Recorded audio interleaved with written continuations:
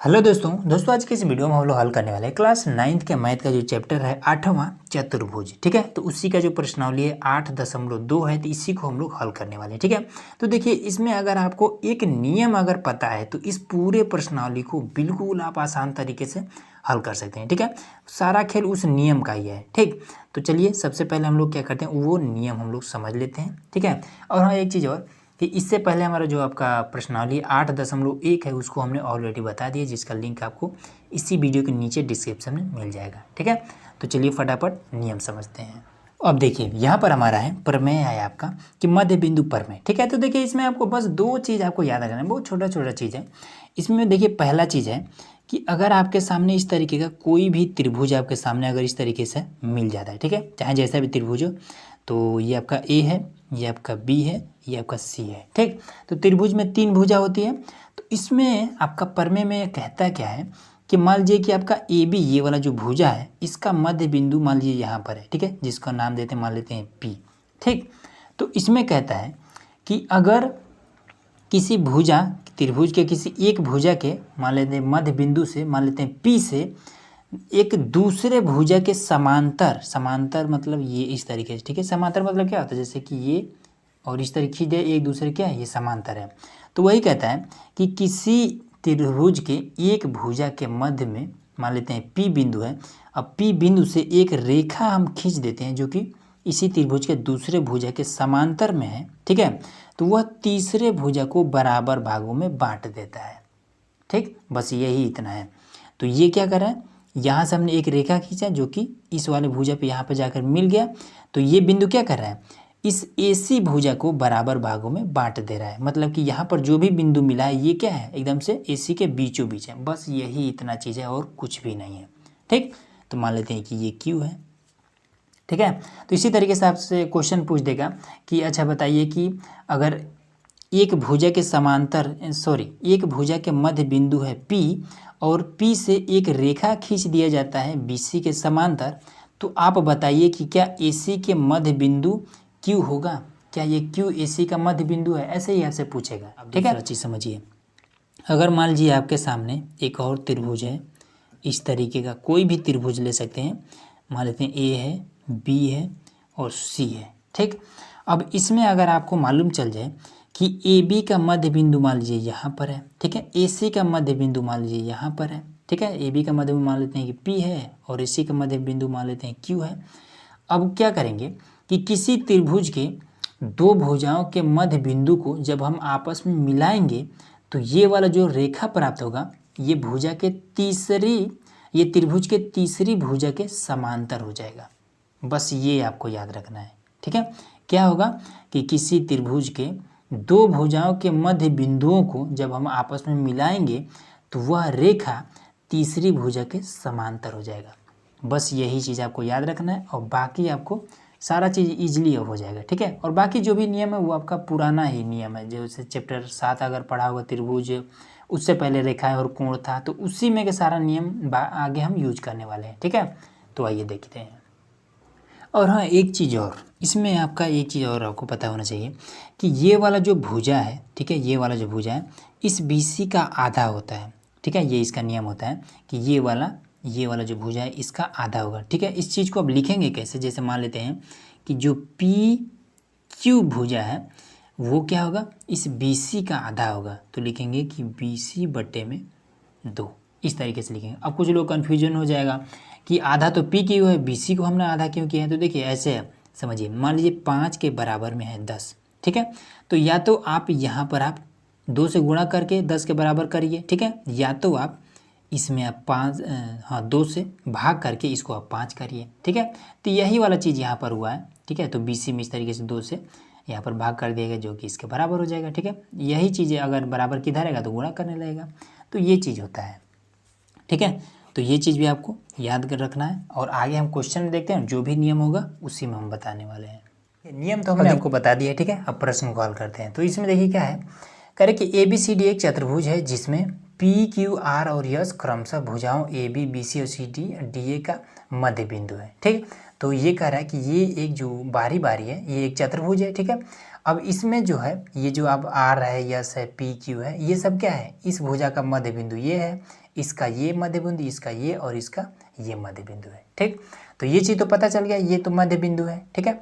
अब इसके बाद से इसमें पूछ रहा है कि ए सी उसका विकर्ण है, ये इसका विकर्ण है, ठीक है। तो इसमें हमें बताना है कि जो एस आर है वो समांतर है ए सी के, और ये वाला जो है ये आपका जो एस आर है क्या इसके समांतर है। उसके बाद से बताना है कि जो एस आर है क्या ए सी का आधा है, ठीक है। जो एस आर है इस ए सी का इसका ये वाला आधा है, ये चीज़ भी हमें बताना है। तो ये भी हमने आपको बता दी, ठीक है। आपको ये क्वेश्चन समझ करके थोड़ा सा हिंट मिल रहा होगा। अब आइए इसको हल कैसे करेंगे। तो सबसे पहले हम देखेंगे कि क्या इसमें त्रिभुज बन रहा है। तो ये वाला आपके सामने इस तरीके से बनबे कर रहा है, ठीक है। ये वाला भी हमें मिल जा रहा है, तो हम इसी को लेंगे। तो लिखेंगे कि त्रिभुज ए डी सी में, ठीक है, ये वाला त्रिभुज। तो लिखेंगे कि त्रिभुज ए डी सी में, ये इस तरीके से, ठीक है। अब हम इसमें आपको इस तरह हल कैसे करेंगे। तो लिखेंगे कि इस वाले भुजा ए डी का ये क्या है, यस क्या है, मध्य बिंदु है। तो लिखेंगे कि जो हमारा यस है ए डी का मध्य बिंदु है, मध्य बिंदु है, ठीक। कैसे है तो भाई साहब दिया है, तो हम यहाँ पर लिख देंगे कि दिया है, ये चीज़ हमने लिख दिया, ठीक है। अब इसके बाद से दूसरा चीज़, तो ये चीज़ हो गया। अब इसमें देखेंगे कि जो सी डी है इसका मध्य बिंदु ये आर है जो कि दिया है। तो लिख देंगे कि जो हमारा आर है वो सी डी का मध्य बिंदु है, ठीक। कैसे कि दिया है इसमें, ठीक है। तो लिख देंगे कि दिया है, ये चीज़ क्लियर हो गया। अब आपको पता होना चाहिए, हमने आपको दूसरा नंबर में क्या बताया था, मध्य बिंदु परमे में हमने आपको बताया था कि अगर कोई त्रिभुज है, ठीक है, और उस त्रिभुज का दो भुजा का मध्य बिंदु को अगर हम इस तरीके से मिलाते हैं तो तीसरी भुजा के समांतर हो जाता है, बताया था हमने। तो लिख देंगे कि तब जो एस आर है ये एस आर है ए सी के समांतर हो जाएगा, ठीक है। एस आर समांतर हो जाएगा ए सी के, ठीक है। और हमने आपको क्या बताया था कि जो एस आर होता है ये वाला जो बड़ी भुजा होता है जिसके समांतर होता है ये क्या होता है, इसके आधा होता है, ठीक। तो लिख देंगे कि तथा, या फिर और जो मन करे वो लिख सकते हैं, और जो एस आर है वो आधा होता है ए सी का, ये ठीक है। अब ये चीज़ आपको बताना पड़ेगा कि आखिर में ये चीज़ कैसे हुआ है, कैसे ये चीज़ आपको पता चला है। तो हम लिख देंगे कि मध्य बिंदु प्रमेय से, बस सिंपल आपका पहला क्लियर हो गया, ठीक है। लिख देंगे कि फर्स्ट नंबर हमारा ये क्लियर हो गया, बस इतना ही तो है, कुछ नहीं करना है। अब इसके बाद हमें बताना है कि क्या ये जो हमारा पी क्यू है ये समांतर है एस आर के, ये वाला जो एस आर है क्या इस पी क्यू के समांतर है, ये चीज़ हमें दर्शाना है, ठीक। तो देखिए एक काम करते हैं, मान लेते हैं कि ये आपका यहीं से ले लेंगे, ठीक है, एस आर को यहीं से ले लेंगे, मान लेते हैं समीकरण 1 ये इस वाले को, ठीक। तो अब देखिए अब लिखेंगे कि दूसरा नंबर में, ठीक। तो इसमें क्या है, इधर का हम ले लेंगे, ठीक है, क्योंकि इधर तो हमने इसको दर्शा दिया है कि एस आर बराबर में ये इतना। अब हम इधर का लेंगे तो ए बी सी में लिखेंगे कि त्रिभुज ए बी सी में, ठीक। तो इसमें आपको क्या देखने को मिल रहा है, पी क्या है, ए बी का मध्य बिंदु है, क्यू क्या है, बी सी का मध्य बिंदु है। तो लिखेंगे कि पी ए बी का मध्य बिंदु है, ठीक है, ये चीज़ दिया है। तो लिख देंगे कि दिया है, ठीक। उसके बाद से दूसरा क्यू बी सी का मध्य बिंदु है, तो लिख देंगे क्यू बी सी का मध्य बिंदु है, ठीक है। कैसे, तो भाई साहब इसमें दिया है तो हमने लिख दिया कि दिया है, ठीक। सेम वही वाला काम अब हमने आपको क्या बताया था कि अगर कोई त्रिभुज है और उसका एक मध्य बिंदु और दूसरी भुजा का मध्य बिंदु को अगर हम मिला दें तो तीसरी भुजा के समांतर हो जाता है। तो बस लिख देंगे कि तब जो हमारा पी क्यू है वो समांतर हो जाएगा AC के, ठीक है। तथा जो पी क्यू है, ठीक है, वो AC का आधा होता है। तथा PQ बराबर AC का आधा, ठीक है। कैसे लिख देंगे कि मध्य बिंदु प्रमेय, ये इस तरीके से मान लेते हैं समीकरण 2, ठीक। अब इसके बाद से हमें क्या बताना है कि PQ और SR के समांतर हैं। तो अब आप ये चीज़ हमें बताइए कि इसमें, अच्छा देखिए समांतर वाला बताना है, चलिए कोनो दिक्कत नहीं है। जो SR है, जो SR जो भुजा है वो क्या है, AC के समांतर है, ठीक है। ये वाला इस AC के समांतर है। उसके बाद से जो हमारा PQ भुजा है, ठीक है, वो क्या है, वो भी आपका AC के समांतर है। तो अब आप बताइए जब ये भी इसी के समांतर है और ये भी इसी के समांतर है तो क्या ये दोनों आपस में समांतर नहीं होगा, हो जाएगा। तो हम यहाँ पर लिख देंगे कि इसलिए SR समांतर है PQ, ठीक है। कैसे, तो समीकरण 1 में यहाँ पर आपको मिल जाएगा कि SR समांतर AC, समीकरण 2 में मिल जाएगा यहाँ पर PQ समांतर AC, ठीक। तो यहाँ पर बस आपको लिख देना है कि समीकरण 1 और 2 से बस मामला फिनिश, ठीक। उसके बाद से अब तीसरा, ये चीज़ हमें बताना कि समांतर चतुर्भुज है, ये वाला जो PQRS है ये समांतर चतुर्भुज है, ये चीज़ हमें बताना है। तो इसमें देखिए, अच्छा समांतर चतुर्भुज होता क्या है, ठीक है। तो जिसके आमने सामने के भुजाएं आपस में समांतर होती हैं और बराबर होती हैं वही आपका होता है क्या, समांतर चतुर्भुज। तो यहाँ पर हमें क्या पता चल चुका है कि SR और PQ क्या है, समांतर है, ये वाला एक दूसरे के समांतर है। अब देखना है कि क्या बराबर भी हैं, तो देखिए बराबर है कि नहीं है। तो इसमें हम लिख देंगे 3rd नंबर में, तो लिख देंगे कि SR समांतर PQ, ठीक है, PQ है। उसके बाद से यहाँ पर यहीं पर तो है ना, तो यहाँ पर हमने लिख दिया कि SR समांतर PQ है, ठीक है। तथा यहाँ पर जो SR है, ठीक है, SR जो भुजा है AC/2 के बराबर है और यहाँ पर जो PQ भुजा है ये भी AC/2 के बराबर है, ठीक है।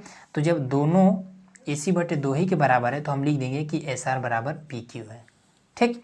तो यहाँ पर लिख देंगे कि, या फिर आप ऐसे भी इसको लिख सकते हैं कि SR समांतर PQ ऊपर सिद्ध हुआ है, ठीक है, यहीं पर सिद्ध हुआ है तो लिख सकते हैं कि ऊपर सिद्ध हुआ है, ऐसे भी आप लिख सकते हैं, ठीक है, कोनो दिक्कत नहीं है। उसके बाद से कि SR क्या है, AC/2 के बराबर है और PQ क्या है, ये भी AC/2 के बराबर है। तो लिख देंगे कि तथा SR बराबर है PQ के, कैसे, तो लिख देंगे कि समीकरण 1 और 2 से, बस इतना आपको कर देना है, कहानी खत्म, ठीक है। तो लिख देंगे कि अतः PQRS एक समांतर चतुर्भुज है, बस सिंपल आपका आंसर हो जाएगा, ठीक है। बस आपको देखिए रीजन देना होगा तो यहाँ पर आप लिख सकते हैं, नोट यहाँ पर ऐसे लिख करके लिख सकते हैं कि जिस चतुर्भुज के आमने सामने की भुजाएं समांतर तथा बराबर हो वो आपका क्या होता है, समांतर चतुर्भुज। तो देखिए यहाँ पर हमने SR समांतर PQ और SR बराबर PQ है इसलिए ये समांतर है, ये चीज़ हमने यहाँ पर ऑलरेडी बता दिया है, ठीक। तो ये आपका क्लियर हो गया, तीनों हमने बता दिया। अगला क्वेश्चन देखिए यहाँ पर हमारे पास क्वेश्चन नंबर दूसरा, इसमें कह रहा है कि ABCD एक समचतुर्भुज है, ठीक है। समचतुर्भुज ऐसे होता है जिसके, ऐसा चतुर्भुज जिसके चारों भुजाएं आपस में बराबर हों लेकिन इसका विकर्ण क्या होता है, बराबर नहीं होता है। तो इस तरीके से बनाया जाता है, ये ऐसे तिरछा, फिर ये इस तरीके से कर देंगे, फिर ये भी इस तरीके से तिरछा ले जाएंगे। देखिए थोड़ा सा गड़बड़ हो गया, ठीक है, ये इसी तरीके से होता है, ये ऐसे होता है आपका समचतुर्भुज, थोड़ा सा मिस्टेक हो गया है। चलिए ABCD एक समचतुर्भुज है, नाम देते हैं कि A है, ये B है, ये C है और ये D है। और कह रहा है कि PQRS जो है क्रमशः भुजाओं AB BC CD और DA के मध्य बिंदु है। ठीक है, तो AB का मध्य बिंदु है P, BC का मध्य बिंदु है Q और CD का मध्य बिंदु है R और AD का मध्य बिंदु है S। ठीक, अब इसको हम मिला देते हैं। तो ये हमने इससे मिला दिया, इसको हमने इससे मिला दिया, फिर इसको हमने ऐसे मिला दिया, हमने इसको ऐसे मिला दिया। ठीक, थोड़ा सा इधर उधर हो गया, चलिए उससे कोई दिक्कत नहीं है। तो इसमें कह रहे हैं कि दर्शाइए कि चतुर्भुज PQRS एक आयत है। ये एक आयत है, ऐसा हमें बताना है। ठीक, तो अब हमें पता है कि इसका विकर्ण क्या होता है, इसमें विकर्ण भी तो होता है ना, तो ये हम बता देंगे कि ये हमारा विकर्ण है और इसको हम इस तरीके से मिला देंगे। अब एक चीज़ आपको पता होना चाहिए कि समचतुर्भुज के जो विकर्ण होते हैं ये आपस में जब एक दूसरे को यहाँ पर काटते हैं तो यहाँ पर 90 डिग्री का कोण बनता है, ये चीज़। ठीक, इतना आपको क्लियर हो गया। अब आपके पास से मेन चीज़ आता है। मेन चीज़ क्या है कि अच्छा आयत होता क्या है। ठीक है, तो ऐसा समांतर चतुर्भुज जिसका एक कोण 90 डिग्री का हो वो हमारा क्या होता है, आयत होता है। ठीक, तो हम क्या करेंगे, सबसे पहले चेक करेंगे कि क्या ये एक समांतर चतुर्भुज है। ठीक है, उसके बाद से हम सिद्ध करेंगे कि क्या इसका कोई एक कोण 90 डिग्री का हो रहा है कि नहीं हो रहा है। ठीक है, तो आइए चेक करते हैं। तो सिंपल आपको चेक करने का यही इसका नियम है कि इसमें अच्छा देखिए समांतर चतुर्भुज कैसे चेक करेंगे, बस ये वाला ये इसके क्या हो जाए, समांतर हो जाए और ये वाला भुजा इसके बराबर हो जाए, बस आपका समांतर चतुर्भुज हो जाता है। ठीक है, तो चलिए चेक करते हैं। तो हम सबसे पहले इस वाले त्रिभुज को ले लेते हैं ACB में, तो लिख लेंगे हल त्रिभुज ACB में। ठीक, अब इसके बाद से देखिए क्या करेंगे, अच्छा ये वाला इसके समांतर में है, ये है, तो हम इसको क्या लिख देंगे। और एक चीज़ और कि इस भुजा के मध्य बिंदु ये है, इस भुजा के मध्य बिंदु ये है। ठीक, तो यहाँ पर लिख देंगे कि जो P है AB का मध्य है या फिर मध्य बिंदु है। ठीक है, शॉर्टकट में हम मध्य लिख दे रहे हैं, ये चीज़ दिया है तो लिख देंगे कि दिया है। ठीक, उसके बाद से जो Q है BC का मध्य है तो लिख देंगे Q BC का मध्य है, ये भी हमारा दिया है तो लिख देंगे कि दिया है, ये चीज़। ठीक, अब इसके बाद से क्या करेंगे, तो बस आपको पता ही है कि जब इसमें क्या होता है, कोई त्रिभुज हो, ठीक है, और उसके दो भुजा का मध्य बिंदु को अगर आपस में मिलाया जाता है तो तीसरी भुजा के समांतर वो हो जाता है। तो लिख देंगे कि तब PQ समांतर होगा AC के, PQ समांतर है AC के। ठीक है, तथा एक चीज़ और हमने आपको बताया था कि ये PQ क्या होगा, इसके क्या होगा, आधा होता है AC का, तो लिखेंगे कि PQ जो है AC का आधा होता है। ठीक है, अब ये चीज़ कैसे है, तो लिख देंगे कि पर में से या फिर मध्य बिंदु पर में से, जैसे मन वैसे लिख सकते हैं। तो लिख सकते हैं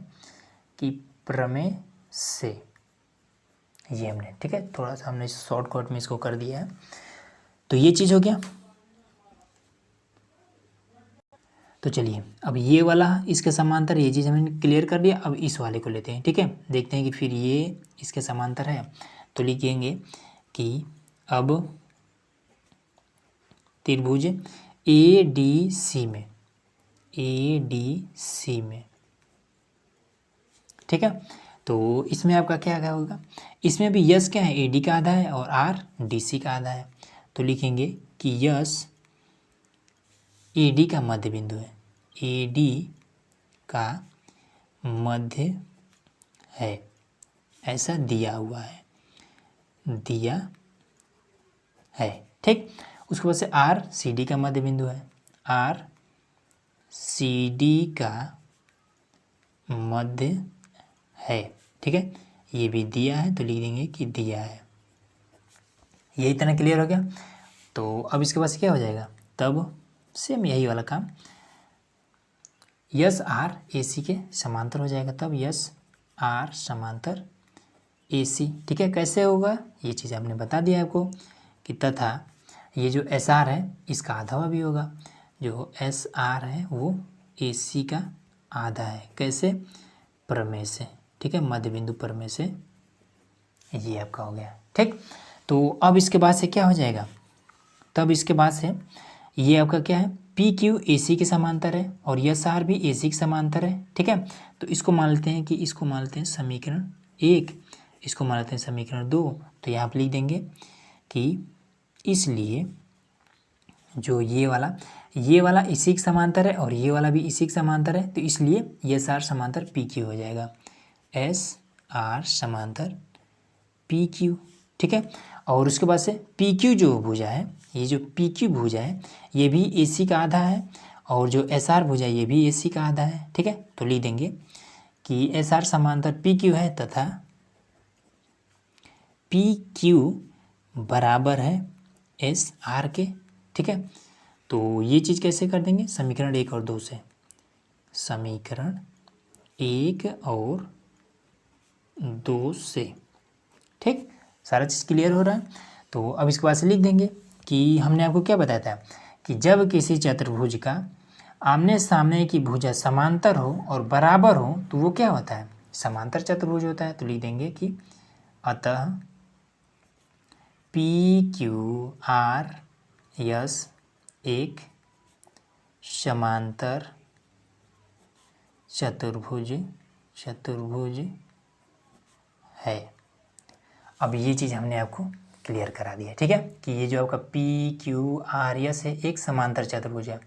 अब हम इसमें ज्ञात कर लेते हैं कि क्या इसका कोई एक कोण 90 डिग्री का है। अगर 90 डिग्री का है तो ये आपका क्या हो जाएगा, आयत हो जाएगा। ये चीज़ हम सिद्ध कर देंगे। तो इसके लिए हम क्या करते हैं, देखिए आप एक चीज़ बताइए, यहाँ पर समझिए कि ये रेखा और ये रेखा हमने क्या कर दिया, आपस में हमने बताया कि ये समांतर है। ठीक है, अगर मान लीजिए कि यहाँ से हमने इतना रेखा हमने मिटा दिया। ठीक है, तो ये जितना बचा है तो ये तो आपका इसी के समांतर ही रहेगा ना। ऐसा तो है नहीं कि इतना मिटा है तो ये कहीं टेढ़ा हो गया, टेढ़ा तो होगा नहीं। ये हमने इतना मिटा दिया तो भी ये जितना भी बचा है इसके समांतर ही होगा। उसी तरीके से अगर हम यहाँ पर देखेंगे तो इस रेखा के समांतर है ये वाला। ठीक है, तो अब अगर यहाँ से और यहाँ तक केवल देखा जाए और इधर आपका यहाँ से यहाँ तक देखा जाए तो ये और ये भी आपस में समांतर ही होगा। ठीक है, अब ये पूरा का पूरा जब एक समांतर चतुर्भुज है तो ये यहाँ से और यहाँ तक भी आपका समांतर ही होगा। ठीक है, तो ये अब लिखेंगे, देखिए क्या, तो यहाँ पर इस बिंदु को हम कुछ मान लेते हैं कि यन, इस बिंदु को हम मान लेते हैं कि ओ है। ठीक, और इस बिंदु को भी कुछ मान लेते हैं, तो इसमें क्या नहीं है, यस नहीं है, अच्छा यस तो है, मान लेते हैं टी, इसको हम मान लेते हैं टी। तो अब हम इसमें देखिए क्या दर्शाएंगे, तो लिखेंगे कि अब पी क्यू आर एस में, ठीक है, तो पी क्यू आर एस में इस वाले में हम देख रहे हैं, तो इसमें आपका जो पी एन है, ठीक है, पी एन है वो टी ओ के समांतर है, क्योंकि समांतर चतुर्भुज है। ठीक है, तो जो आपका पी एन है समांतर है टी ओ के। ठीक है, उसके बाद से जो आपका टी पी है वो ओ एन के समांतर है। तो यहाँ पर लिख देंगे कि टी पी समांतर है ओ एन के। ठीक है, अब इसके बाद से जब समांतर है, हाँ एक चीज़ और आपको पता होना चाहिए जो कि आपको मिल जाएगा जब आप प्रश्नावली 8.1 को हमने हल किया था, तो उसमें हमने आपको बता दिया था कि कोई भी इस तरीके का समांतर चतुर्भुज है, इस तरीके का कोई भी समांतर चतुर्भुज है, तो इसमें होता क्या है कि ये कोण जितने डिग्री का है उतना ही डिग्री का ये कोण भी होगा, ये कोण जितने डिग्री का उतना ही डिग्री का ये कोण भी होगा। मतलब कि ये जो सम्मुख कोण है, आमने सामने की ये जो कोण है, ये आपस में बराबर होते हैं। ठीक, बस ये चीज़ आप याद रखिएगा। अब यहाँ पर देखिए, तो ये क्या है, ये एक आपका क्या है, समांतर चतुर्भुज हो गया। ठीक है, समांतर चतुर्भुज है। अब हमें पता है कि ये आपका 90 डिग्री का है। ठीक है, तो फिर ये भी आपका 90 डिग्री का हो जाएगा, हो जाएगा ना। तो अब यहाँ पर हम लिख देंगे कि कोण TON 90 डिग्री है, लिख देंगे कि तब कोण TON बराबर में 90 डिग्री, इसलिए कोण P आपका कितना हो जाएगा, 90 डिग्री हो जाएगा। कोण P बराबर में 90 डिग्री। ठीक है, रीजन दे देंगे कि समांतर चतुर्भुज के सम्मुख कोण बराबर होते हैं,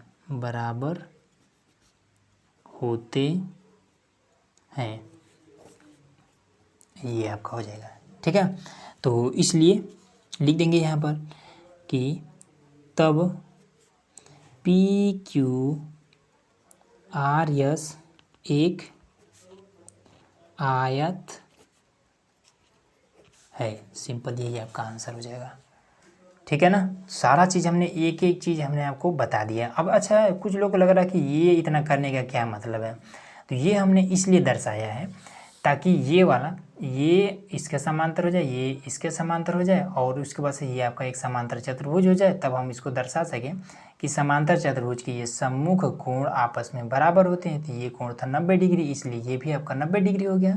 ठीक, तो जब इसमें आपका अगर ये P 90 डिग्री हो गया, मतलब ये पूरा का पूरा क्या हो जाएगा, एक आयत बन जाएगा। ठीक है, क्योंकि हमने आपको बता दिया था कि समांतर चतुर्भुज का अगर एक कोण 90 डिग्री हो जाता है तो ये वो एक आयत कहलाता है।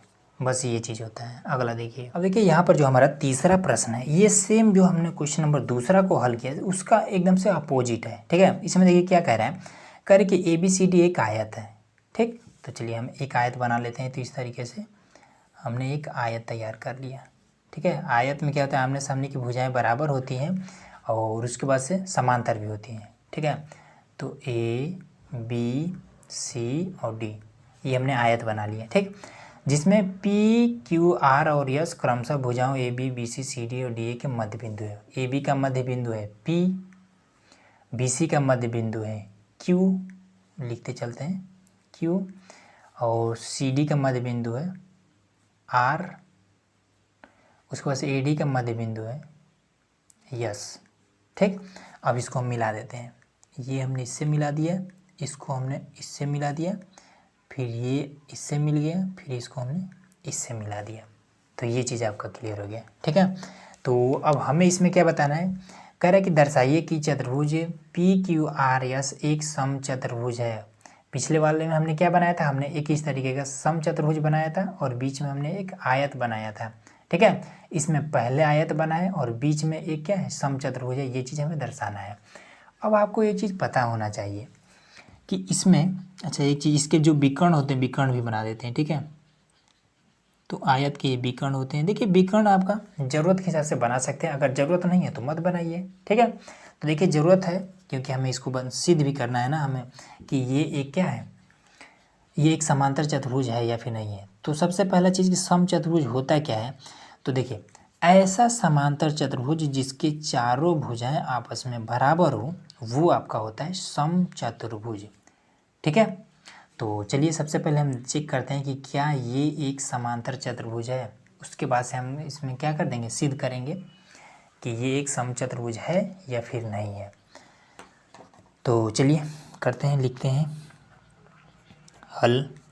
तो इसी त्रिभुज को लेते हैं ABD या फिर ADB, जो मन करे वो लिखिए। तो यहाँ पर लिखेंगे कि त्रिभुज AB और D में। ठीक है, तो इसमें हम क्या करेंगे, यस क्या है, AD का आधा है और AB का आधा P है। तो लिखेंगे कि यस AD का मध्य है। ठीक है, ऐसा दिया हुआ है तो लिख देंगे कि दिया है।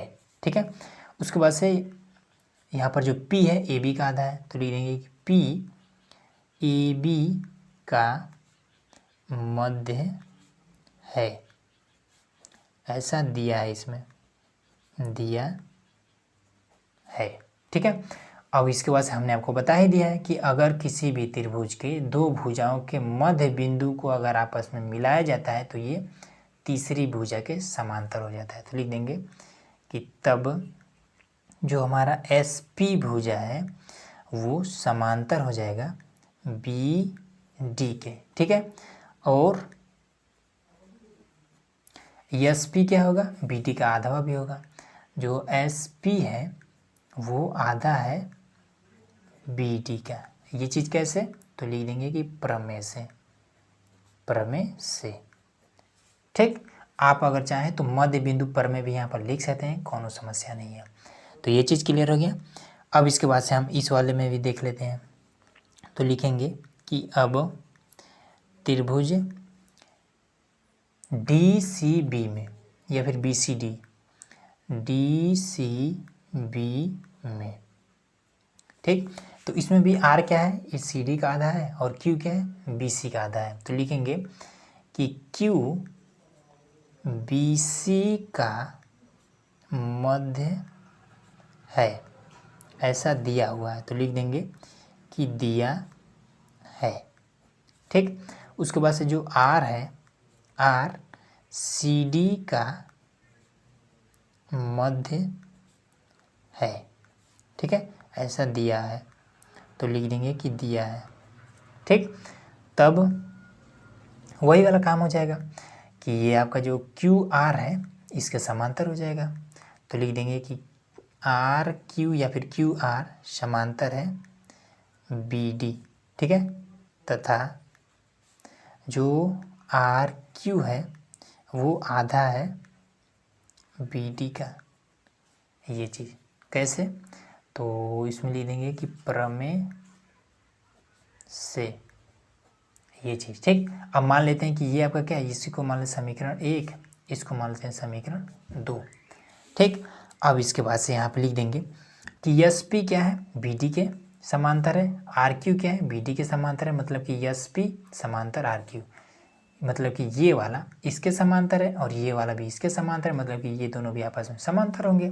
ठीक, तो यहाँ पर लिख देंगे कि SP जो है वो समांतर है RQ के, तथा जो SP है वो BD का आधा है और RQ है वो भी BD का आधा है। तो लिख देंगे कि SP बराबर RQ है। ठीक है, कैसे, तो लिख देंगे कि समीकरण 1 और 2 से, ये चीज़ लिख देंगे। ठीक है, अब इसके बाद से तो लिख देंगे कि अतः PQ, हाँ अब एक चीज़ और कि हमने आपको क्या बताया था कि अगर कोई भी चतुर्भुज है उसमें आमने सामने की भुजाएं आपस में समांतर हैं और बराबर हैं, तब क्या होता है, ये एक समांतर चतुर्भुज होता है। तो इसलिए तो लिख देंगे कि PQRS एक समांतर चतुर्भुज है। ठीक है, ये इतना लिख देंगे। अब उसके बाद से क्या करेंगे, तो देखिए हमने इसमें क्या सिद्ध कर दिया कि समचतुर्भुज बताना है, मतलब कि इसकी चारों भुजाएं आपस में बराबर होना चाहिए। ठीक है, इसका नियम यही होता है कि किसी भी समांतर चतुर्भुज की चारों भुजाएं अगर आपस में बराबर हैं तो वो होता है आपका समचतुर्भुज। ठीक, तो इसमें हमने SP और RQ आपस में बराबर बता दिया कि ये SP और RQ ये आपस में बराबर है। अब हमें बताना है कि क्या ये वाला भुजा इसके बराबर है। अगर ये हम बता देते हैं तो फिर हमारा ये सिद्ध हो जाएगा। ठीक है, तो उसके लिए हम एक काम करेंगे, क्या करेंगे कि इस वाले त्रिभुज को हम ले लेंगे। ठीक, और इधर के इस वाले त्रिभुज को हम ले लेंगे। ठीक, अब इसके बाद से देखिए ये वाला जो भुजा है इस भुजा के बराबर है, ये वाला जो भुजा है इस भुजा के बराबर है, क्योंकि आयत में आमने सामने भुजाएं बराबर होती हैं। ठीक है, और ये इस भुजा का ये क्या है, मध्य बिंदु है, मतलब कि यहाँ से यहाँ तक और यहाँ से यहाँ तक आपस में बराबर है। उसी तरीके से यहाँ से यहाँ तक और यहाँ से यहाँ तक आपस में बराबर है। ठीक है, तो वही आप देखिए कि इस वाले त्रिभुज में सबसे पहले लिख लेते हैं, त्रिभुज लिख लेते हैं कि त्रिभुज SDR में, ठीक है, लिख देंगे कि त्रिभुज SDR तथा इधर के त्रिभुज में PBQ में, त्रिभुज पी बी क्यू में, ये इस तरीके से, ठीक है। अब इस देखिए सबसे पहला चीज़ कि इस वाले भुजा में ये वाला इतना भुजा मतलब डी आर और इस वाले भुजा में ये पी बी आपस में बराबर होगा ना, क्योंकि ये भी मध्य बिंदु है, ये भी मध्य बिंदु है, तो यहाँ से यहाँ तक जितना दूरी होगा उतना ही दूरी यहाँ से यहाँ तक होगा। तो लिख देंगे कि पी बी बराबर होगा डी आर के, ठीक। और उसके बाद से इसमें देखिए अब इसमें का, ठीक है, इस वाले भुजा का ये इतना, ठीक, क्योंकि ये भी मध्य बिंदु है ना, ये यस मध्य बिंदु है, तो यस डी और इधर के क्यू बी के बराबर हो जाएगा। तो लिख देंगे कि यस डी बराबर होगा क्यू बी के, ठीक। अब इसके बाद से एक चीज़ बताइए, आयत का सभी कोण क्या होता है? 90 डिग्री होता है, ठीक है। किसी भी चतुर्भुज का अगर कोण जो है सभी कोण 90 डिग्री हो, वो आपका क्या होता है? आयत होता है। अब अच्छा देखिए, इसी में एक कन्फ्यूजन है कि इसमें नियम होता है कि किसी भी चतुर्भुज का अगर चारों कोण आपस में 90 डिग्री है तो वो होता है आयत। इसी का एक और एग्जाम्पल है कि अगर किसी भी समांतर चतुर्भुज का एक कोण अगर 90 डिग्री है तो वो होता है आयत, ठीक है, जो कि हमने पिछले क्वेश्चन बताया आपको। तो इसमें आपका क्या हो जाएगा, तो ये तो हमें क्या है, ये आयत दिया हुआ है, तो आयत में सभी कोण 90 डिग्री का होता ही है, तो इसलिए ये भी 90 डिग्री होगा और ये भी 90 डिग्री होगा। तो लिख देंगे कि कोण एस डी आर बराबर होगा पी बी क्यू के, कोण पी बी क्यू के, ठीक है। यहाँ पर लिख देंगे कि प्रत्येक 90 डिग्री होता है, ठीक है। अब ये यहाँ भी लिखना होगा तो ये भी लिख देंगे कि ये आपका दिया है, यहाँ भी लिख देंगे कि दिया है, ठीक।